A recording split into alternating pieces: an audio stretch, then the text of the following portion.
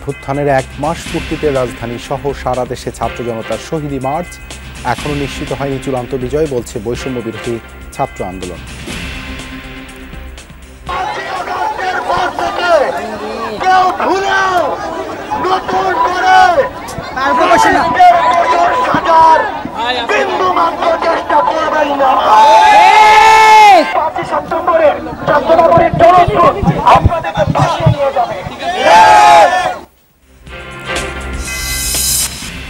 আত্মত্যাগ অর্জনের শোভাযাত্রায় জনতার ঢল, স্লোগানে স্লোগানে প্রকম্পিত আকাশ বাতাস।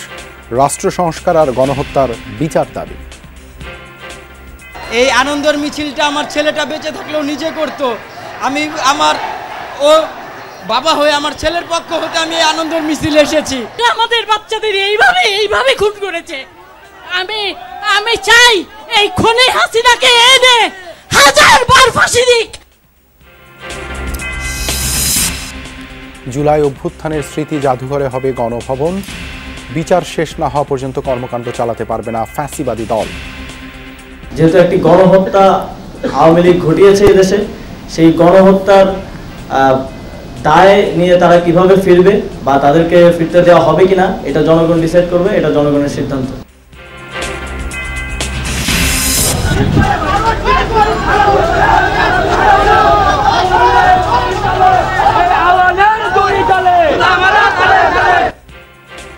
নির্দলীয় সরকারের অধীনে নির্বাচনের পরামর্শ দিয়ে আউয়াল কমিশনের পদত্যাগ। গণতন্ত্র ধ্বংসের অপরাধে বিচার চায় বিএনপি।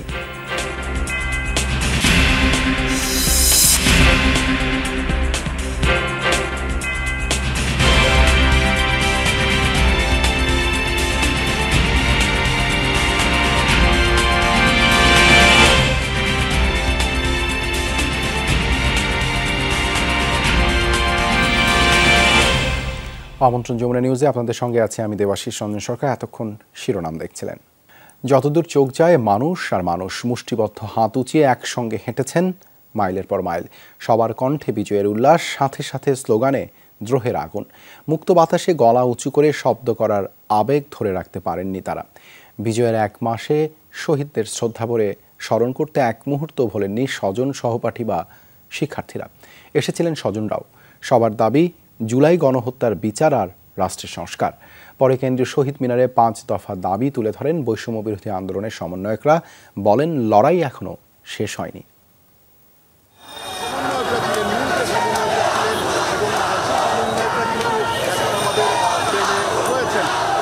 কয়েকদিনের রক্তঝরা দিন সফলতার মুখ দেখে 5 আগস্ট, শেখ হাসিনা সরকারের পতনের মধ্য দিয়ে। সেদিনের ছাত্র জনতার বিজয়ে উৎসবে মেতে উঠেছিল পুরো বাংলাদেশ। কিন্তু তার আগেই হাজার হাজার মানুষ আহত হয়, সরকারি বাহিনীর গুলিতে নিহত হন শত শত ছাত্র জনতা। সেই বীর শহীদদের শ্রদ্ধা জানাতে বিজয়ের 1 মাসে আয়োজন করা হয় শহীদি মার্চ।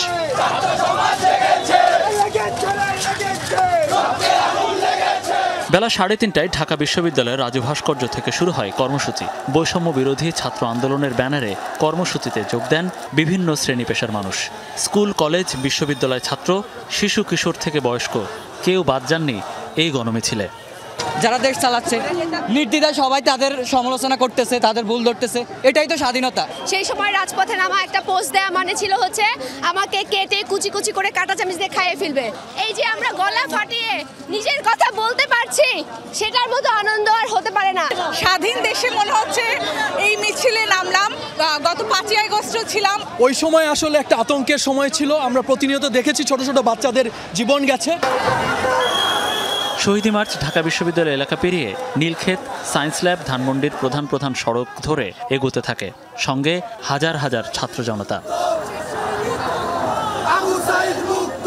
অনেকে এই মিছিলের শুরুটা দেখেছেন, কিন্তু জানেন না শেষ কোথায়। শহীদদের স্মরণে এই কর্মসূচিতে বিজয়ের উচ্ছ্বাস আছে, ছিল বিরহের সুর। সব কিছু ছাপিয়ে একটা মুক্ত স্বাধীন বাংলাদেশকে নতুন করে বিনির্মাণ করছে মানুষ। বলছেন, এভাবে ভয়হীন, শঙ্কাহীনভাবে বেঁচে থাকার নামই জীবন, যা গত 17 বছরে কল্পনা করা যায়নি। মুগ্ধ ভাইয়ের খুনের বিচার চাই। আমরা সাইদ ভাইয়ের খুনির বিচার চাই। এখন আমাদের মেইন উদ্দেশ্য হচ্ছে এই দেশকে রিফরমেশন করা। এখনো বাংলাদেশের মধ্যে শেখ হাসিনার কিছু প্রেতাত্মা রয়ে গিয়েছে, তারা বিভিন্নভাবে মাথাচাড়া দিচ্ছে। চিরুনি অভিযান করে স্বৈরাচারদেরকে বাংলাদেশ থেকে রিমুভ করা হোক। সংসদ ভবনের সামনে দিয়ে ফার্মগেট হয়ে কারওয়ান বাজার, পরবর্তীতে বাংলা মোটর হয়ে কেন্দ্রীয় শহীদ মিনারে জমায়েত হয় ছাত্র জনতার শহীদি মার্চ। শ্রদ্ধায় ভালোবাসায় নতুন প্রজন্মের মুক্তিযোদ্ধা বীর সন্তানদের স্মরণ করেন ছাত্র জনতা। বলেন, যাদের আত্মত্যাগে নতুন সম্ভাবনার বাংলাদেশ পেয়েছে জনগণ, কখনোই যেন খাটো না হয় তাদের অবদান। এখানে ছাত্র আন্দোলনের সমন্বয়কদের পক্ষ থেকে 5 দফা দাবিও প্রকাশ করা হয়। শহীদি মার্চের এই কর্মসূচি মনে করিয়ে দিয়েছে পুরো জুলাই মাসের গণ আন্দোলন, মনে করিয়ে দিয়েছে আগস্ট মাসের গণ অভ্যুত্থান। এই যে লাখো জনতা আজকে যারা এই মিছিলে অংশ নিল, প্রত্যেকেরই 2টা দাবি: গণহত্যাকারীদের বিচার এবং রাষ্ট্রের সংস্কার।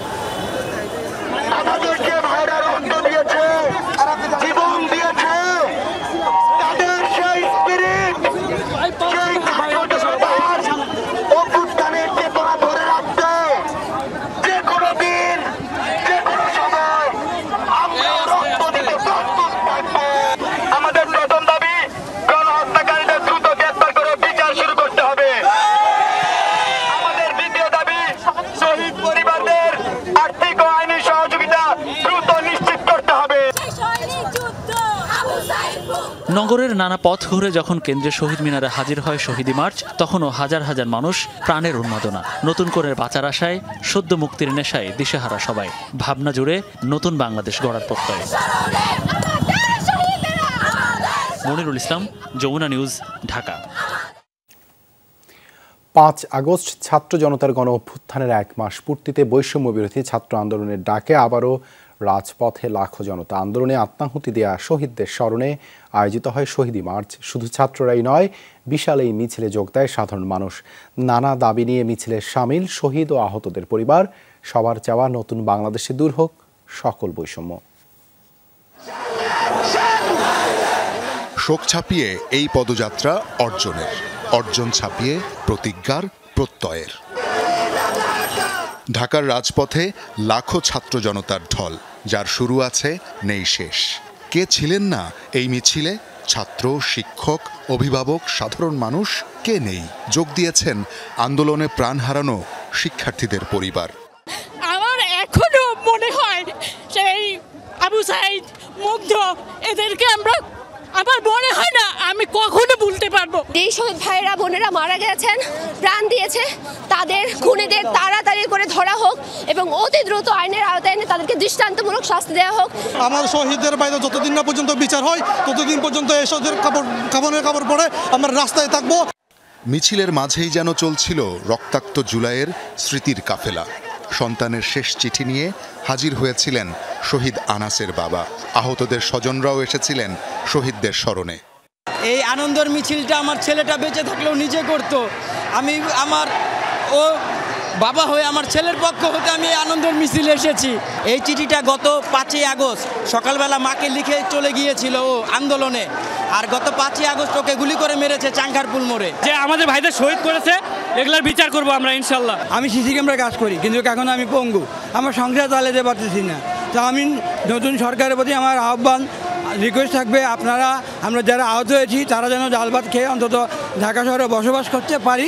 যারা আহত অবস্থা আছে তাদের সুচিকিৎসা এবং স্বাভাবিক জীবনে ফিরিয়ে আনার জন্য যেন সর্বোচ্চ সুবিধা দেওয়া হয় তাদের। টিএসসি থেকে যে মিছিলের শুরু, সেই কাফেলা পায়ে হেঁটে পাড়ি দিয়েছে প্রায় 12 কিলোমিটার পথ। কিন্তু কোনো ক্লান্তি নেই, কারণ সবার জানা নতুন বাংলাদেশ গঠনে পাড়ি দিতে হবে দীর্ঘ পথ।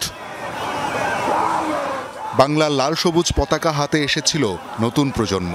নানা ব্যানার, পোস্টারের লেখা ছিল তাদের ট্রমা ও স্বপ্নের গল্প। সেই নবজাগরণের ক্ষণে গাজায় ইসরায়েলের গণহত্যার কথাও স্মরণে ছিল কারো কারো। তাই দেখা গেছে ফিলিস্তিনের পতাকাও। শহীদি মার্চ যখন শহর প্রদক্ষিণ করছে, তখন কেন্দ্রীয় শহীদ মিনারে অপেক্ষা করছিল হতাহতদের স্বজনরা, যাদের ডাকে ঘর ছেড়েছিল প্রিয় স্বজন। সেই তরুণ তুর্কিদের বরণ করে নেন তারা। আমি চাচ্ছি যে এটা একটা সুষ্ঠু তদন্ত হোক এবং বিচার হোক। আমার ছেলের কেন এই নিষ্প্রাণ এইভাবে চলে গেল। সবার প্রত্যাশা আগামীর বাংলাদেশে থাকবে না কোনো বৈষম্য, ভেদাভেদ, যেখানে আর কখনোই মাথাচাড়া দিতে পারবে না স্বৈরাচার। গড়ে উঠবে 18 কোটি মানুষের স্বপ্নের বাংলাদেশ। শওকত মঞ্জুর শান্ত, যমুনা নিউজ, ঢাকা। গণভবনকে গণ অভ্যুত্থান স্মৃতি জাদুঘর করার সিদ্ধান্ত নিয়েছে সরকার। বৃহস্পতিবার বিকেলে উপদেষ্টা পরিষদের বৈঠকে এই সিদ্ধান্ত গ্রহণ করা হয়। পরে বৈঠকের বিস্তারিত গণমাধ্যমের কাছে তুলে ধরেন উপদেষ্টা আসিফ মাহমুদ। বলেন, বিচার প্রক্রিয়া শেষ হওয়ার আগে ফ্যাসিবাদী দল হিসেবে আওয়ামী লীগের কার্যক্রম চালানোর সুযোগ নেই। এ সময় গার্মেন্টস শ্রমিক অসন্তোষ কাটাতে রিভিউ কমিটি করা হবে বলেও জানান তিনি। বিকেলে প্রধান উপদেষ্টার কার্যালয়ে অনুষ্ঠিত হয় উপদেষ্টা পরিষদের বৈঠক। ছাত্র জনতার গণ অভ্যুত্থানের 1 মাস পূর্তিতে অনুষ্ঠিত বৈঠকে উঠে আসে অভ্যুত্থান প্রসঙ্গ। সিদ্ধান্ত হয় অভ্যুত্থানে শহীদদের তালিকা করা ও আহতদের দীর্ঘমেয়াদী চিকিৎসা প্রদানের। সন্ধ্যায় ফরেন সার্ভিস একাডেমিতে বৈঠকে নেওয়া সিদ্ধান্ত গণমাধ্যমের সামনে তুলে ধরেন উপদেষ্টা আসিফ মাহমুদ। যে জুলাই গণ অভ্যুত্থান, সেখানে আমাদের অনেক শহীদ হয়েছে এবং সেই শহীদদের তালিকা করা হচ্ছে। অতি সত্বর মাননীয় প্রধান উপদেষ্টা এবং উপদেষ্টা মণ্ডলীর সদস্যবৃন্দ শহীদ পরিবারের সাথে একটি সাক্ষাৎ করবেন। একটা শহীদ পরিবারদেরকে নিয়ে একটি সম্মেলন করার ব্যাপারে সিদ্ধান্ত গৃহীত হয়েছে। বলেন, গণভবন হবে সত্যিকার অর্থেই জনগণের। সেখানে করা হবে জুলাই অভ্যুত্থানের জাদুঘর।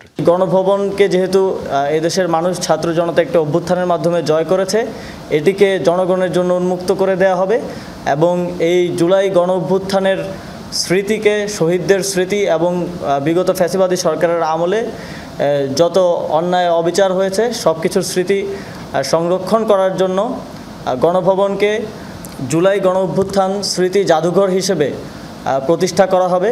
আসিফ মাহমুদ জানান, দল হিসেবে আওয়ামী লীগের বিচার নিয়ে কোনো আলোচনা হয়নি বৈঠকে। তবে অভ্যুত্থান ঘিরে নারকীয় হত্যাকাণ্ডের বিচার না হওয়া পর্যন্ত ফ্যাসিবাদী দলের কোনো কার্যক্রম পরিচালনার সুযোগ নেই। সম্পূর্ণ বিচার না হওয়া পর্যন্ত তারা রাজনীতি করতে পারবে কি পারবে না, এই প্রশ্নটা আমরা জনগণের কাছে ছেড়েছি। তবে আমরা মনে করি যে কোনো পাবলিক প্রোগ্রাম করার ক্ষেত্রে এ বিষয়ে সরকারের পক্ষ থেকে আমরা ভাবছি সেটাকে কিভাবে বাস্তবায়ন করা হবে, সেটা এখনও সুনির্দিষ্টভাবে আলোচনা হয়নি। তবে আমরা এটাকে অবশ্যই নিরুৎসাহিত করব। সম্পূর্ণভাবে বিচার করার জন্য আপনারা জানেন সরকার ইতিমধ্যেই ব্যবস্থা নিয়েছে, আইন মন্ত্রণালয় এটা নিয়ে কাজ করছে।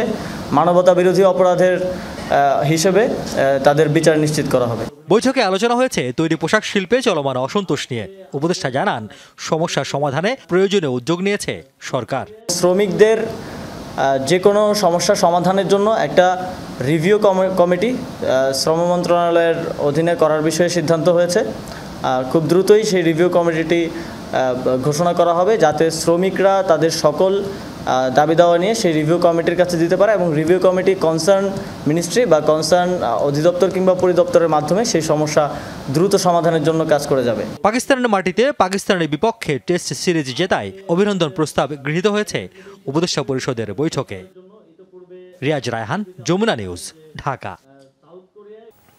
দেশে এনে ক্ষমতাচ্যুত প্রধানমন্ত্রী শেখ হাসিনার বিচার করা উচিত। ভারতীয় সংবাদ মাধ্যমে পিটিআইকে দেয়া সাক্ষাৎকারে এই মন্তব্য করেছেন অন্তর্বর্তী সরকারের প্রধান উপদেষ্টা ডক্টর মোহাম্মদ ইউনূস। ভারতে থাকলে বাংলাদেশ ফেরত না যাওয়া পর্যন্ত শেখ হাসিনাকে চুপ থাকার পরামর্শ দিয়েছেন তিনি। অন্তর্বর্তী সরকার প্রধানের বাসভবনে নেওয়া সাক্ষাৎকারটি প্রকাশ করেছে পিটিআই। ছাত্র জনতার অভ্যুত্থানে 5 আগস্ট পদত্যাগ করে দেশ ছেড়ে ভারত পালান প্রধানমন্ত্রী শেখ হাসিনা। এরপর গত 1 মাস সেখানেই আছেন তিনি। শেখ হাসিনার বিদায়ের পর নোবেলজয়ী ডক্টর মোহাম্মদ ইউনূসের নেতৃত্বে চলছে অন্তর্বর্তী সরকার। ভারতের প্রেস ট্রাস্ট অফ ইন্ডিয়া বা পিটিআইয়ের প্রশ্নের জবাবে শেখ হাসিনা সম্পর্কে কথা বলেছেন সরকার প্রধান। তার মতে, শেখ হাসিনা যে নৃশংসতা চালিয়েছেন তার বিচার না হওয়া পর্যন্ত শান্তি পাবে না বাংলাদেশের মানুষ। তাকে দেশে ফিরিয়ে শাস্তির আওতায় আনা উচিত বলেও মন্তব্য করেন ডক্টর ইউনূস। তাকে ফেরত আনতে হবে, না হলে বাংলাদেশের মানুষ শান্তিতে থাকবে না। যে ধরনের নিষ্ঠুরতা তিনি দেখিয়েছেন তাতে এখানে প্রত্যেকের সামনে তার বিচার করা উচিত। ভারতে বসে শেখ হাসিনার বিভিন্ন রাজনৈতিক বক্তব্যের সমালোচনা করেন প্রধান উপদেষ্টা। বিষয়টিকে অবন্ধুসুলভ আচরণ বলে উল্লেখ করেন তিনি। এসব বক্তব্য 2 দেশের জন্যই অস্বস্তির, এমনটাও বলেন ডক্টর ইউনূস। তিনি ভারতে অবস্থান করছেন, একই সময়ে আবার কথাও বলছেন, যেটি সমস্যা তৈরি করছে। তিনি চুপ থাকলে মানুষজন সব ভুলে যেত। আমরা দৃঢ়তার সঙ্গে বলছি তার চুপ থাকা উচিত। এটি আমাদের প্রতি অবন্ধুসুলভ আচরণ। তাকে সেখানে আশ্রয় দেওয়া হয়েছে এবং তিনি সেখান থেকে নানা দিক নির্দেশনা দিচ্ছেন। সাক্ষাৎকারে দিল্লি ঢাকার সম্পর্ক নিয়েও কথা বলেন প্রধান উপদেষ্টা। পরামর্শ দেন পুরনো একতরফা ধারণা থেকে বেরিয়ে আসার। শুধু শেখ হাসিনার হাতে বাংলাদেশ নিরাপদ, অন্যথা আফগানিস্তান হয়ে যাবে। এদেশের সব দল ইসলামিস্ট, এমন ন্যারেটিভ থেকে বেরিয়ে আসতে হবে ভারতকে। দেশের হিন্দু সম্প্রদায়ের পরিস্থিতিকে অতিরঞ্জিত করছে ভারতের গণমাধ্যম, এমন অভিযোগ করে ডক্টর ইউনূস বলেন, দেশে যেসব হামলার ঘটনা ঘটেছে সেগুলো সাম্প্রদায়িক নয়, বরং রাজনৈতিক। ইফাতারা খন্দকার, যমুনা নিউজ। শহীদদের আত্মত্যাগে উদ্বুদ্ধ হয়ে ইতিহাসের গতিপথ পরিবর্তন করতে চান অন্তর্বর্তী সরকারের প্রধান উপদেষ্টা ডক্টর মোহাম্মদ ইউনূস। ছাত্র জনতার গণ অভ্যুত্থানের 1 মাস পূর্তিতে দেওয়া এক বার্তায় তিনি বলেন, দেশের তরুণ বিপ্লবীরা মানুষের মনে নতুন বাংলাদেশ গড়ার যে স্বপ্ন জাগিয়ে দিয়েছে তা পূরণের প্রতিজ্ঞাবদ্ধ অন্তর্বর্তীকালীন সরকার। জানান তাদের প্রথম কাজ হলো জুলাই ও আগস্টের হত্যাকাণ্ডের বিচার ও জবাবদিহিতা নিশ্চিত করা, বিপ্লবের সময় গুরুতর আঘাতপ্রাপ্ত হাজার হাজার মানুষের বিনামূল্যে চিকিৎসা নিশ্চিত করা। ডক্টর ইউনূস বলেন, আয়নাঘর বন্ধ করে দেওয়া হয়েছে। 15 বছর বলপূর্বক গুমের প্রতিটি ঘটনা তদন্ত করার জন্য একটি কমিশন গঠন করা হয়েছে। সরে দাঁড়ালেন কাজী হাবিবুল আওয়ালের নেতৃত্বাধীন নির্বাচন কমিশন। আওয়ামী লীগ সরকারের পদত্যাগের 1 মাসের মাথায় পদত্যাগ করলেন সিইসি সহ 5 কমিশনার। 2018 সালে বিতর্কিত দ্বাদশ জাতীয় সংসদ নির্বাচন প্রসঙ্গে তিনি বলেন, অতীতে কেউ ভোট বাতিল করে পদত্যাগ করেনি, তাই সাংবিধানিক দায়িত্ব পালন করেছেন তারা। হাবিবুল আওয়াল বলেন, জাতীয় নির্বাচন নিরপেক্ষ সরকারের অধীনেই হওয়া উচিত। এরই মধ্যে সবার পদত্যাগপত্র গ্রহণ করেছেন রাষ্ট্রপতি। 5 বছরের জন্য দায়িত্ব নেওয়া আউয়াল কমিশন বিদায় নিল 2.5 বছরের মাথায়। ততদিনে জনমানুষের কাছে শ্রদ্ধা হারিয়েছেন সাংবিধানিক পদে থাকা ব্যক্তিরা। বিতর্কিত নির্বাচন আয়োজনের দায়ে বিদায় বেলায় আউয়াল কমিশনের বিরুদ্ধে স্লোগান দিতে থাকে বিক্ষুব্ধ জনতা। এর আগে সংবাদ সম্মেলন করে সরে দাঁড়ানোর ঘোষণা দেন সিইসি সহ 5 কমিশনার। আমি সহ মাননীয় কমিশনারগণ দেশের পরিবর্তিত বিরাজিত অবস্থায় পদত্যাগ করতে মনস্থির করেছি।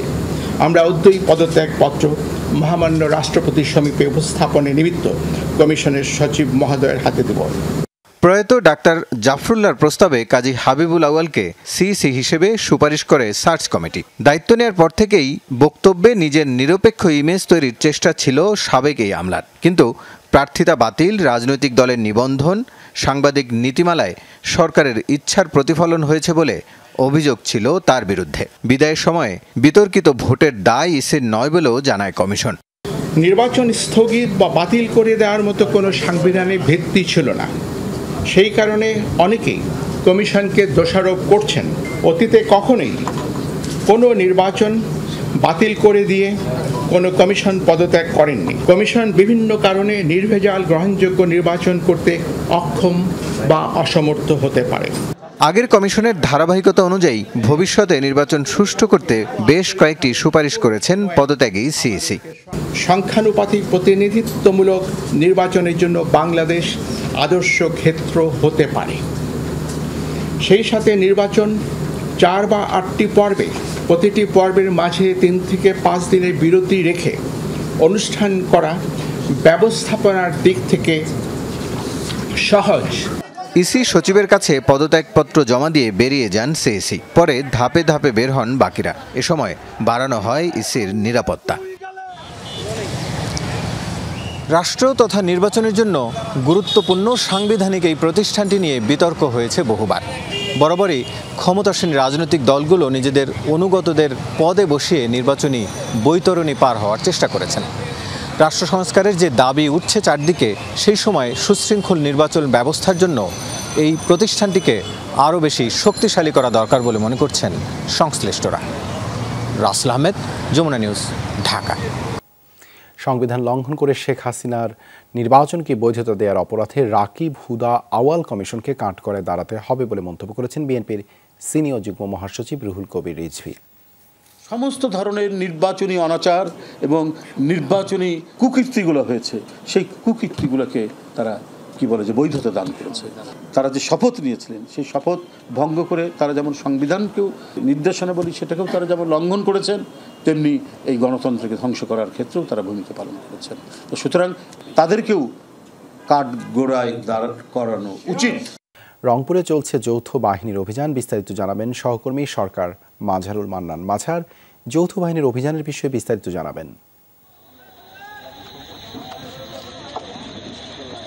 দেবাশিস, যে বিষয়টি নিয়ে এই মুহূর্তে অর্থাৎ এই মধ্যরাতে যৌথ বাহিনী তাদের অভিযানটি পরিচালনা করছে সেটি হচ্ছে যে কলেজ পাড়ার মাহিন ছাত্রাবাসের ঠিক উপরে আমরা দোতলার ছাদে আছি। আমি যদি আপনাকে একটুখানি দেখাতে পারি, এখানে রংপুর মেট্রোপলিটন পুলিশ আছে, সেনাবাহিনীর সদস্যরা আছেন। যে বিষয়টি নিয়ে এই মুহূর্তে যে অভিযানটি চলছে সেটি হচ্ছে এরকম যে গতকাল ভোর রাতে একটি ব্রিফকেস জাতীয় কিছু পাওয়া যায়। সেই ব্রিফকেসটি পাওয়া গেছে আরকে রোডে যে নজরুল পাঠাগার আছে সেই নজরুল পাঠাগারের পাশে। আতিকুর রহমান নামে এক ভদ্রলোক সেটি পেয়েছিলেন এবং তিনি বাড়িতে নিয়ে সেটা খোলার পর দেখা গেল তার মধ্যে আরেকটি লকার ছিল। তখন তিনি আর সেটি না গিয়ে যে স্থানীয় যে নজরুল পাঠাগারে যিনি দায়িত্বে আছেন রশিদুল সুলতান বাবলু এবং মিলন নামের এক ভদ্রলোক আছেন, তাদের এই দুইজনকে এটি দিয়েছিলেন থানায় দেবার জন্য। কিন্তু অভিযোগ হচ্ছে যে তারা থানায় না দিয়ে তারা ঠিক এই জায়গাটিতে এসে কিন্তু সেটি হচ্ছে যে ভেঙে ফেলে এবং ওর ভিতরে যা কিছু ছিল তাদের বিরুদ্ধে অভিযোগ যেটি হচ্ছে যে সেটি রেখে তারা সেটা এখানে ফেলে দিয়ে চলে যায়। তারপরে এটি যৌথ বাহিনীর নলেজে আসে এবং সেই অভিযানটি পরিচালিত হচ্ছে। আমি একটু জানতে চাই যে আতিকুর রহমান, আপনি তো পেয়েছিলেন, আসলে কি পেয়েছিলেন, কি হয়েছিল আপনাকে একটু বলেন। একটা লেডার দেখতেছি যে চাকাওয়ালা, ওইটা পাইছি রাস্তার মধ্যে পড়ি আছে। আমি সিনিয়র একটা লেডার রাস্তার মধ্যে পড়ি আছে, এটা ময়লা টয়লা। আমি সিনিয়র গেলাম, ওটা মনে হয় কেউ ফেলে দিয়ে গেছে, ওটা আমি তুলি নিয়ে ওটা ধুয়ে টুয়ে কাপড় সাপড় রাখি, কোনোদিন এদিকে গেলে নিতে পারবো। এটা তুলবে যায় দেখি, তুললে যাও এক বড় ব্যাগে আগুটা তুলিস নিয়ে দেখি এটা কি, ওটা মানুষ কেউ যদি কাটি বুঝে লাস্টটা ফেলে দিয়ে রাখে, এই কথা বললো। আমি কি করলাম, না তুলিয়ে পরে মনে করেন দেখা সাইড দিলে পরে করে যদি দেখতো ইয়ার লেডার এমকে টানলাম, টানার সাথে যে লোহা যাইতো ইয়েটা আছে না, ওইটা পড়ে গেল। পড়ে যাওয়ার সাথে ওটা শুধু টানি নিলাম, নেওয়ার পরে আর এই যে পথচারী যারা রাস্তায় সকাল হয়ে যায়, তারপর কি করলেন? সকাল হয়ে গেছে, এখন ওই রাস্তার মধ্যে অনেক লোক যাতায়াত করতেছে, সবাই দাঁড়িয়ে, কেউ সাইকেল দিয়ে, কেউ মোটর। তারপর কি করলেন? আমি বলতেছি তো, ওইটাই বলছি। তারপরে মনে করেন ওটা পথচারী দেখার পরে ওরা কইতেছে, ভাই আপনি যে এটা বাসায় নিয়ে যান, আমরা যে রাস্তার মধ্যে কোনো পুলিশ টুলিশ পাই আপনাদের কাছে পাঠিয়ে দেবো। এখন আমি যেন বাসায় নিয়ে গেছি, বাসায় নিয়ে যাওয়ার পরে আমি মনে করেন 2টা পর্যন্ত আমার কাছে আমি রাখছি। আমি ত্রিপল লাইনে ফোন দিছি 8টা বাজে, সকাল 8টা বাজে। স্যার এইরকম আমি একটা জিনিস আপনাদের একটা সম্পদ একটা দেখছি, সম্পদ একটা মতন পাচ্ছি আমি তো লকার, ঠিক আছে। তারপর এটা কি করলেন? ওটা কি, তারপর আমি তো ওটা মনে করেন সম্পদটা আছে না, আমি ট্রিপল লাইনে ফোন দিলাম। উনি বলতেছে ঠিক আছে আপনাদেরকে আমি একটা কোতোয়ালি থানার নাম্বার দিতেছি, আপনারা ওইখানে যোগাযোগ করেন। আমি ওখানে তবে ওই নাম্বারে ফোন দেওয়ার পরে ওরা বলল ঠিক আছে তোমরা এই রাখো, আমরা 10টা বাজে তোমার সাথে আমরা যাই ওটা নিয়ে আসবো। আচ্ছা, এটি আমরা শুনছিলাম, আমরা এখন একটু শুনতে চাই যার হেফাজতে রাখা হয়েছিল। আমি একটু আপনার কাছে শুনতে চাই যে বলা হচ্ছিল যে আপনাকে থানায় দেবার কথা, কিন্তু আপনি থানায় না দিয়ে সেটা আপনি এখানে নিয়ে এসে সেটা ভাঙচুর করলেন কেন, বা ওখানে কি ছিল সেটা একটু আপনার কাছে জানতে চাই। ধন্যবাদ আপনাকে। ভাই একটু পিছিয়ে নেন। আসলে আপনি বলেন, আপনি বলেন। মানে আমার প্রশ্নটা হচ্ছে যে আপনি থানায় না দিয়ে কেন আপনি এখানে এনে ভাঙলেন? এটা আমি সহ আমার যে বন্ধু ছিল মেহেদী হাসান মিলন, ওর এটা ম্যাচ না, আমি কিন্তু আপনাকে প্রশ্ন করেছি যে আপনাকে থানায় দেবার কথা, আপনি এখানে আনলেন কেন এবং কি পেয়েছেন? আসার পরে ওইটা আমরা একটা খাম পেয়েছি আর এগুলো পাইছি, খাম মানে টাকার সাইজের এগুলো কাগজ পাইছি প্রায় 17 থেকে 18টা। তো আপনি অর্থাৎ আপনি শুনছিলেন যে যাকে দেবার কথা বলা হয়েছিল যে তাকে দিতে হবে থানায়, কিন্তু থানায় না দিয়ে তিনি কিন্তু এখানে এসে এটি ভেঙেছেন। সে কারণে কিন্তু জটিলতাটি তৈরি হয়েছে। সেনাবাহিনীর যিনি এখানে দায়িত্বে আছেন একজন লেফটেন্যান্ট, তিনি যেটি বলছেন যে পুরো অভিযানটি শেষ হওয়ার পরে কি পাওয়া গিয়েছিল, কি হয়েছিল, কি বিষয়। ধন্যবাদ মাঝার যুক্ত হবার জন্য। বিকেলে প্রধান উপদেষ্টা ডক্টর মোহাম্মদ ইউনূসের সভাপতিত্বে উপদেষ্টা পরিষদের বৈঠক অনুষ্ঠিত হয়। এতে জাতীয় জিন ব্যাংক ব্যবস্থাপনা নীতিমালার খসড়া পরীক্ষাপূর্বক হালনাগাদ ও পরিমার্জনের জন্য বন ও পরিবেশ উপদেষ্টাকে আহ্বায়ক করে কৃষি ও প্রাণী সম্পদ উপদেষ্টার সমন্বয়ে 3 সদস্যের কমিটি গঠন করেছে উপদেষ্টা পরিষদ। খাদ্য নিরাপত্তা, জলবায়ু পরিবর্তনে উদ্ভূত ঝুঁকি মোকাবেলা, টেকসই আর্থসামাজিক উন্নয়ন এবং বর্তমান ও ভবিষ্যৎ প্রজন্মের চাহিদা পূরণে কৌলি সম্পদের গুরুত্ব অনুধাবন, যথাযথ সংরক্ষণ এবং টেকসই ব্যবহারের লক্ষ্যে জাতীয় জিন ব্যাংক ব্যবস্থাপনা নীতিমালার খসড়া অনুমোদনের জন্য উপস্থাপন করা হয় উপদেষ্টা পরিষদের বৈঠকে। এদিকে পাকিস্তানের বিরুদ্ধে টেস্ট সিরিজ জয়ে বাংলাদেশ জাতীয় ক্রিকেট দলকে আনুষ্ঠানিক অভিনন্দন প্রস্তাব গ্রহণ করেছে উপদেষ্টা পরিষদ, যা গেজেট প্রজ্ঞাপনের মাধ্যমে জারি করা হবে। ছাত্র জনতার গণ অভ্যুত্থানে নিহতদের স্মরণে সারা দেশে শহীদি মার্চ কর্মসূচি পালন করেছে বৈষম্য বিরোধী ছাত্র আন্দোলন। নতুন বাংলাদেশ গড়ার লড়াইয়ে সবাইকে সামিল হওয়ার আহ্বান জানায় ছাত্রছাত্রীরা। গণ অভ্যুত্থানে শহীদ ও আহতদের স্মরণের সন্ধ্যায় জাহাঙ্গীরনগর বিশ্ববিদ্যালয়ে মোমবাতি প্রজ্বলন ও ডকুমেন্টারি প্রদর্শন করা হয়। ডকুমেন্টারিতে আন্দোলনকারীর উপর পুলিশের নির্যাতন সহ বিভিন্ন সময় হামলার চিত্র তুলে ধরা হয়। এর আগে সাভারে মারা যাওয়া শহীদদের কবর জিয়ারত ও দোয়া মাহফিলের আয়োজন করে শিক্ষার্থীরা। বৃহস্পতিবার বিকেলে শহীদদের স্মরণে গাজীপুরের বিভিন্ন স্থানে শহীদি মার্চ কর্মসূচি পালন করেছে বৈষম্য বিরোধী ছাত্র আন্দোলনের শিক্ষার্থীরা। সদর শিববাড়ি মোড়ে সমাবেশ করে শিক্ষার্থীদের একাংশ এ সময় নতুন বাংলাদেশের সংস্কার সাংবিধানিকভাবে হোক এমন প্রত্যাশার কথা জানান সমন্বয়করা। পরে একটি মিছিল টঙ্গী কলেজ গেট এলাকা থেকে প্রধান সড়ক প্রদক্ষিণ করে একই জায়গায় এসে শেষ হয়। বগুড়া শহরের সাতমাথা এলাকায় বৃহস্পতিবার বিকেলে মুক্ত মঞ্চের সামনে থেকে মিছিল বের করে শিক্ষার্থীরা। মিছিলটি শহরের বিভিন্ন সড়ক ঘুরে মুক্ত মঞ্চের সামনে এসে শেষ হয়। পরে সেখানে অবস্থান নেয় তারা। এ সময় শিক্ষার্থীরা সারা দেশে নিহতদের শহীদ স্বীকৃতি দেয়া, চাকরির ক্ষেত্রে সকল বৈষম্য দূর করা সহ 10 দফা তুলে ধরেন। বৃহস্পতিবার বিকেলে ভোলায় ইলিশা বাস স্ট্যান্ড এলাকায় জড়ো হন বৈষম্য বিরোধী ছাত্র আন্দোলনের শিক্ষার্থীরা। সেখান থেকে শহীদদের স্মরণে মিছিলটি শহরের বিভিন্ন স্থান ঘুরে একই জায়গায় এসে শেষ হয়। সেখানে তারা সংক্ষিপ্ত সমাবেশ করে। এ সময় তারা সাবেক প্রধানমন্ত্রী শেখ হাসিনাকে দেশে এনে দৃষ্টান্তমূলক শাস্তির দাবি তোলেন। কুমিল্লা ঈদগাহ মাঠ ও কুমিল্লা জেলা স্কুল থেকে শহীদি মার্চের 2টি পথযাত্রা করে শিক্ষার্থীরা। এই পথযাত্রায় অংশ নেয় কুমিল্লা বিশ্ববিদ্যালয়, কুমিল্লা ভিক্টোরিয়া সরকারি কলেজ, কুমিল্লা জেলা স্কুল সহ আরও কয়েকটি প্রতিষ্ঠান।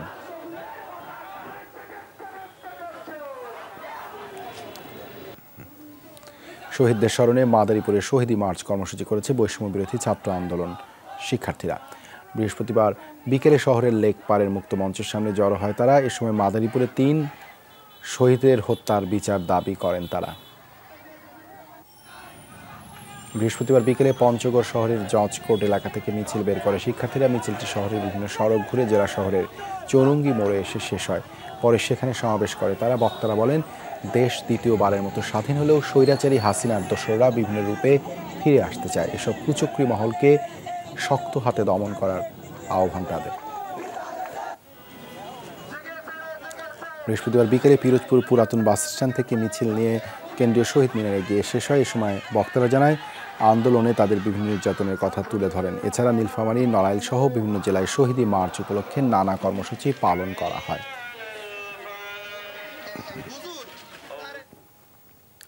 টাঙ্গাইলের নাগরপুরে তুচ্ছ ঘটনাকে কেন্দ্র করে চাচা ও ভাতিজাকে কুপিয়ে হত্যা করার পর গণপিটুনিতে হত্যাকারীরও মৃত্যু হয়েছে।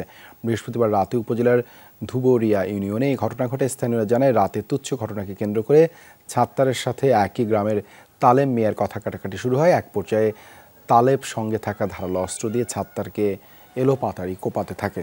এ সময় তার চিৎকারে ভাতিজা আসাদুল এগিয়ে এলে তাকেও কোপায় তালেব। পরে গুরুতর আহত অবস্থায় তাদের উদ্ধার করে নাগরপুর উপজেলা স্বাস্থ্য কমপ্লেক্সে নিয়ে গেলে চিকিৎসক তাকে মৃত ঘোষণা করেন। পরে নিহতের খবর এলাকায় ছড়িয়ে পড়লে উত্তেজিত জনতা ঘাতক তালেবকে গণপিটুনি দিলে ঘটনাস্থলেই তার মৃত্যু হয়। বাংলা একাডেমির মহাপরিচালক হিসেবে ডক্টর মোহাম্মদ আজমকে নিয়োগ দেওয়া হয়েছে। তিনি ঢাকা বিশ্ববিদ্যালয়ের বাংলা বিভাগের সহযোগী অধ্যাপক হিসেবে কর্মরত। মোহাম্মদ আজমের জন্ম 1975 সালের 23 আগস্ট নোয়াখালীর হাতিয়ায়।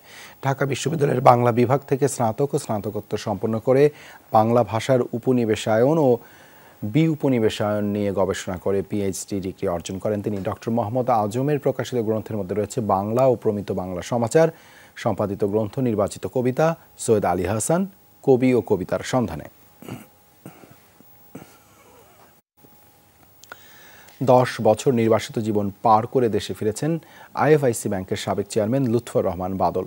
তার দেশে আসা উপলক্ষে স্থানীয় বিএনপি নেতারা লাল গালিচা সংবর্ধনা আয়োজন করে তাকে ফুল দিয়ে বরণ করে নেন। হাজারো মানুষ এ সময় উপস্থিত ছিলেন বিএনপি নির্বাহী কমিটির সদস্য কাজী মনিরুজ্জামান মনির, জেলা বিএনপির সাবেক ভারপ্রাপ্ত আহ্বায়ক নাসির উদ্দিন সহ তারাবো সহ বিভিন্ন শ্রেণী পেশার মানুষ।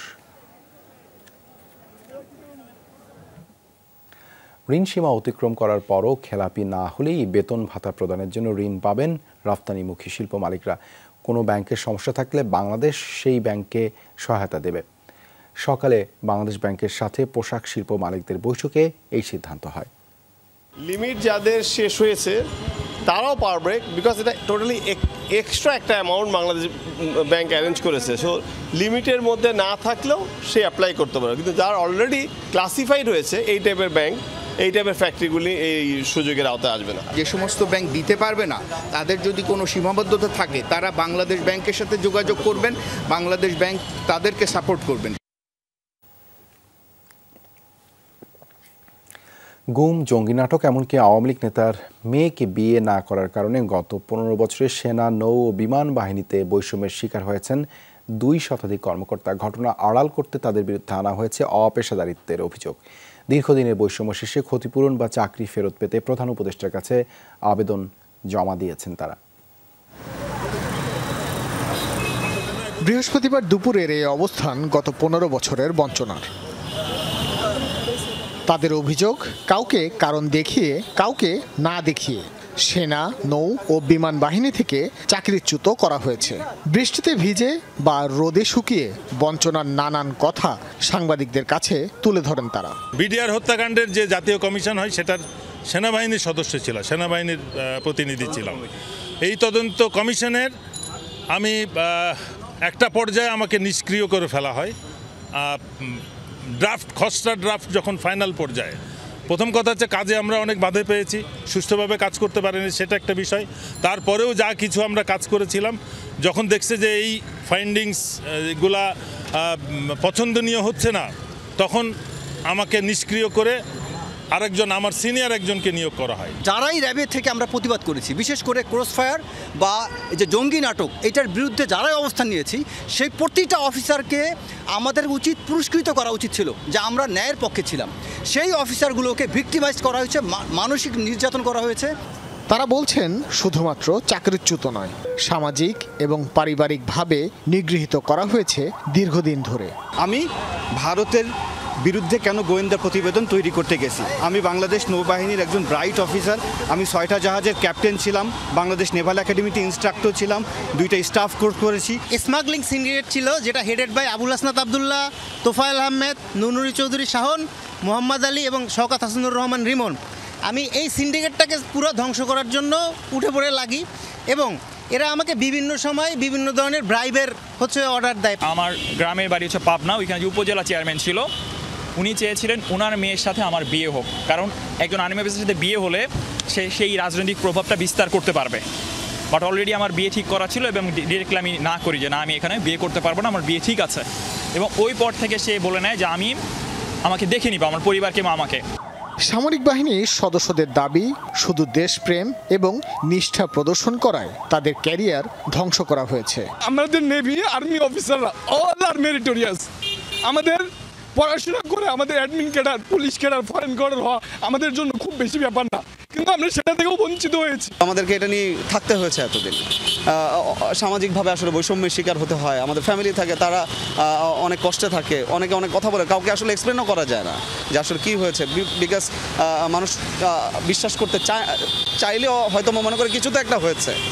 বৈষম্যহীন বাংলাদেশে প্রধান উপদেষ্টা এবং সেনা প্রধানের সুদৃষ্টিতে দ্রুতই দাবিগুলো পূরণ হবে বলেও আশা প্রকাশ করেন বিভিন্ন বাহিনীর সদস্যরা। ভাস্কর ভাদুরী, যমুনা নিউজ, ঢাকা। গুলশানের একটি বহুতল ভবনে অভিযান চালাচ্ছে যৌথ বাহিনী। রেদওয়ান আহমেদ সেখানকার সার্বিক পরিস্থিতি জানাতে যুক্ত হচ্ছেন। রেদওয়ান,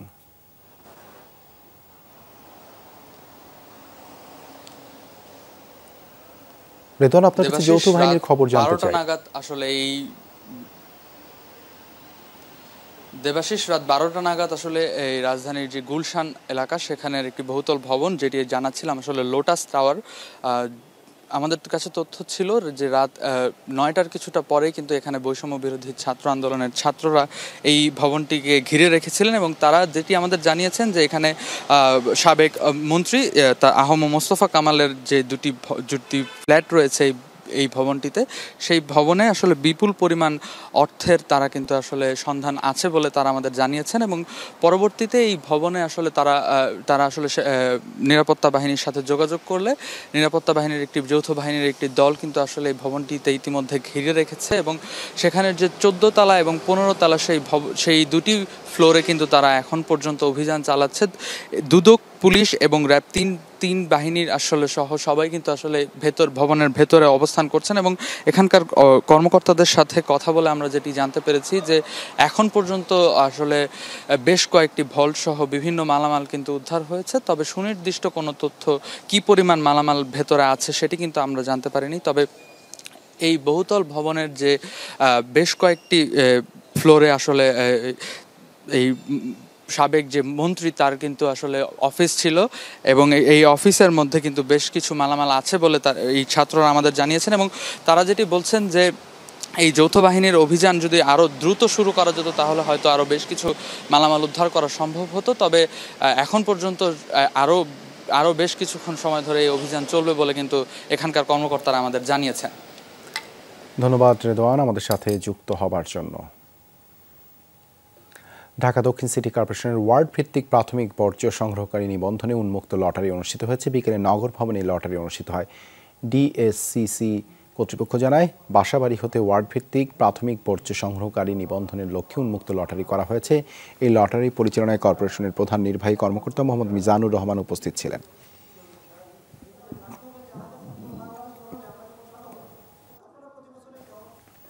প্রথম থেকে 12তম বৈধ নিবন্ধন সনদধারীদের অবিলম্বে নিয়োগ দেওয়ার দাবি জানিয়েছে এনটিআরসির নিয়োগ প্রত্যাশী শিক্ষক পরিষদ। দুপুরে রাজধানীর ইস্কাটনে অবস্থান কর্মসূচিতে এই দাবি জানায় তারা। বলেন, আওয়ামী ফ্যাসিস্ট সরকার দুর্নীতি স্বজনপ্রীতি করে গোটা শিক্ষা ব্যবস্থা ধ্বংস করে দিয়েছে। নিয়োগ প্রত্যাশীরা বলেন, একজনের সনদ ব্যবহার করে আরেকজন চাকরি করছে। 60,000-এর বেশি জাল সনদধারী চাকরি পেয়েছে। ফ্যাসিবাদের আমলে 99,000 বেসরকারি শিক্ষক নিয়োগ দেওয়া হয়েছে। আবেদন না করেও টাকার বিনিময়ে চাকরি পেয়েছেন অনেকে। সকল অনিয়ম ও দুর্নীতি তদন্ত করে অবিলম্বে ব্যবস্থা নেওয়ার আহ্বান জানান তারা। ভুক্তভোগীদের অবিলম্বে নিয়োগ নেওয়ার দাবিও জানায় এনটিআরসির নিয়োগ প্রত্যাশী শিক্ষক পরিষদ। ভাসমান যৌনকর্মীদের উপর শারীরিকভাবে নির্যাতন সহ হয়রানি বন্ধের দাবি জানিয়েছে সেক্স ওয়ার্কার্স নেটওয়ার্ক। বিকেলে জাতীয় প্রেস ক্লাবে সংবাদ সম্মেলনে দাবি জানান তারা। বলেন, 29 আগস্ট রাজধানীর শ্যামলীতে একদল যুবক সংঘবদ্ধ হয়ে ভাসমান যৌনকর্মীদের শারীরিকভাবে নির্যাতন করে। সেই ঘটনার ভিডিও সামাজিক যোগাযোগ মাধ্যমে ভাইরাল হয়। সেখানে এক যুবক যৌনকর্মীদের বেধড়ক পেটানোর ছবি দেখা যায়। তাদের অভিযোগ, শুধু লাঠি পেটা নয়, ভাসমান যৌনকর্মীদের থেকে নগদ অর্থ ও মোবাইল ছিনিয়ে নেওয়া হয়। এই ভিডিও ভাইরাল হলে এক যৌনকর্মীর সন্তান অপমানে আত্মহত্যার চেষ্টা করে। এতে সন্তান ও মায়ের সম্পর্কে তিক্ততা সৃষ্টি হয়েছে। এই ঘটনা ছাড়াও যাত্রাবাড়ি, কোর্ট এলাকা, শহীদ মিনার, মিরপুর, ফার্মগেট, আসাদগেট, উত্তরা, কুড়িল ও বাড্ডা সহ ঢাকার বিভিন্ন জায়গায় প্রতিদিন যৌনকর্মীদের শারীরিকভাবে নির্যাতন করার অভিযোগ করেন তারা। এসব অনাকাঙ্ক্ষিত ঘটনার রোধে কর্তৃপক্ষকে উদ্যোগ গ্রহণের আহ্বান জানান তারা। বলেন, এইভাবে নির্যাতন বাড়ায় যৌনকর্মীদের স্বজনদের নিয়ে জীবন ধারণ করা কঠিন হয়ে পড়েছে। রংপুরে আইনশৃঙ্খলা বাহিনীর বিরুদ্ধে শহীদ আবু সাইদের মরদেহ গুম করে রাখা ও মরদেহ দাফনের জন্য প্রবল চাপ তৈরির অভিযোগ করেছেন আবু সাইদের বড় ভাই। বৃহস্পতিবার বিকেলে রোকেয়া বিশ্ববিদ্যালয়ের শহীদ আবু সাইদ চত্বরে শহীদি মার্চের যোগ দেওয়ার আগে কথা বলেন তিনি। এ সময় আবু সাইদের বড় ভাই বলেন, 16 জুলাই রংপুর মেডিকেল কলেজে মরদেহ নিতে গেলে প্রায় 2.5 ঘন্টা আটকে রাখা হয়েছিল। পরে রাতে স্থানীয় ইউএনও, ওসি এবং আওয়ামী লীগ নেতারা বাড়িতে গিয়ে মরদেহ দাফনের জন্য চাপ দেওয়া হয়েছিল। এ সময় আবু সাইদের স্বজনরা যারা গণহত্যার শিকার হয়েছেন তাদের হত্যাকারীদের দৃষ্টান্তমূলক বিচার দাবি করেছেন। পরে তারা শহীদি মার্চে অংশ নেন। যখন রংপুর মেডিকেল বিশ্ববিদ্যালয়ে লাশ নিতে আসি তখন আমার যত পুলিশের চাপের মুখে 2.5 ঘন্টা গুম করে রাখা হয় আমাদের সাইদ ভাইয়ের লাশ। প্রত্যক্ষ এবং পরোক্ষভাবে যারা আবু সাইদ হত্যাকাণ্ডের সাথে জড়িত সকলের আমরা দৃষ্টান্তমূলক শাস্তি চাই, তাদের সকলের ফাঁসি চাই। আমরা বিদেশে পাচার হওয়া অর্থ ফেরত আনতে টাস্কফোর্স গঠন করা হয়েছে বলে জানিয়েছেন অর্থ ও বাণিজ্য উপদেষ্টা ডক্টর সালেউদ্দিন আহমেদ। বৃহস্পতিবার দুপুরে সচিবালয়ের সাংবাদিকদের তিনি জানান, ঋণ খেলাপিদের বিরুদ্ধে ব্যবস্থা নেওয়া হচ্ছে। পণ্যমূল্য চট করে কমানো সম্ভব না, তবে কমানোর চেষ্টা করা হচ্ছে উল্লেখ করে উপদেষ্টা বলেন, পণ্যের দাম যাতে কমে আসে এজন্য কিছু পণ্যের শুল্ক কমানোর উদ্যোগ নেওয়া হয়েছে। আশা প্রকাশ করেন আগামী কয়েক মাসের মধ্যে আরও কমে আসবে পণ্যের দাম। অর্থ খাতে 1 মাসে অনেক কাজ দৃশ্যমান জানিয়ে ডক্টর সালেউদ্দিন আহমেদ বলেন, ব্যাংক খাতে সংস্কারের উদ্যোগ নেওয়া হয়েছে, সেক্ষেত্রে দুর্বল ব্যাংকগুলোর দিকে প্রথমে নজর দেওয়া হচ্ছে। ফাইন্যান্সিয়াল সেক্টর অনেক দৃশ্যমান। আপনাদের খেলাপি ঋণের ব্যাপারে অ্যাকশন নেওয়া হচ্ছে, যেসব ব্যাংকের প্রবলেম ছিল ওসব ব্যাংকের আপনারা দেখছেন রিঅর্গানাইজ করা হচ্ছে, লিকুইডিটি প্রবলেম ছিল সেগুলি নিয়ে সলভ করছে গভর্নর। তবে আমরা অলরেডি বলে দিচ্ছি একটা টাস্কফোর্স হবে অর্থ আনার জন্য, তারপরে আপনার সংস্কারের ব্যাপারে আমরা কথাবার্তা বলছি। এগুলো একটা দৃশ্যমান জিনিসপত্রের দাম যে কমছে নাকি তার একটা জিনিস সেটা অনেকগুলো কারণে বেড়ে গেছে এবং সেটা চট করে টেনে নেমে আনা যাবে না, তবে দৃশ্যমান যে কমছে। বসুন্ধরা গ্রুপে কর্ণধার আহমেদ আকবর সোবাহান ও তার পুত্র সায়েম সোবহান আনভীর সহ স্বার্থ সংশ্লিষ্ট ব্যক্তিদের বিরুদ্ধে মানি লন্ডারিং অনুসন্ধান করার সিদ্ধান্ত নিয়েছে সিআইডি। সংশ্লিষ্ট সূত্র জানায়, বসুন্ধরা আবাসিক প্রকল্পের প্রস্তাবিত জমির কিছু অংশে রাজুকের অনুমোদন থাকলেও বেশিরভাগই ক্ষমতা ও অর্থের বলে জনসাধারণের ও সরকারি সম্পত্তি ভরাট করে প্রকল্প বাস্তবায়ন করা হয়েছে। এর মধ্যে বেশিরভাগ প্রকল্পে নেই রাজুকের অনুমোদন। বসুন্ধরা রিভারভিউয়ের ক্ষেত্রেও রাজুকের অনুমোদন ছাড়াই অবৈধভাবে জায়গা দখল ও ভরাটের কাজ করে জনসাধারণ সহ সমাজের বিত্তবান ব্যক্তিদের শত শত কোটি টাকা হাতিয়ে নেওয়ার অভিযোগ রয়েছে। সংশ্লিষ্ট সূত্র থেকে আরও জানা যায়, বসুন্ধরা অয়েল অ্যান্ড গ্যাস প্রতিষ্ঠানটি ট্রেড বেসড মানি লন্ডারিংয়ের আশ্রয় নিয়ে বিদেশ থেকে আনুমানিক 2000 কোটি টাকার বিটুমিন আমদানি করেছে এবং পরবর্তীতে উক্ত আমদানি করা বিটুমিন একটি শক্তিশালী সিন্ডিকেটের নিয়ন্ত্রণে ইচ্ছেমতো দাম নিয়ন্ত্রণ করেছে। মনোপলি বিজনেসের মাধ্যমে বাংলাদেশের বিভিন্ন স্থানে সরবরাহ করার অভিযোগ রয়েছে প্রতিষ্ঠানটির বিরুদ্ধে। বসুন্ধরা গ্রুপের এসব স্বার্থ সংশ্লিষ্ট বিভিন্ন প্রতিষ্ঠানের বিরুদ্ধে প্রতারণা, জাল জালিয়াতি সহ হাজার হাজার কোটি টাকা আত্মসাৎ ও পাচার সংক্রান্ত অভিযোগের প্রেক্ষিতে মানি লন্ডারিং অনুসন্ধানের সিদ্ধান্ত নিয়েছে সিআইডি। যমুনা নিউজে এই ছিল। এতক্ষণ সাথে থাকার জন্য ধন্যবাদ সবাইকে।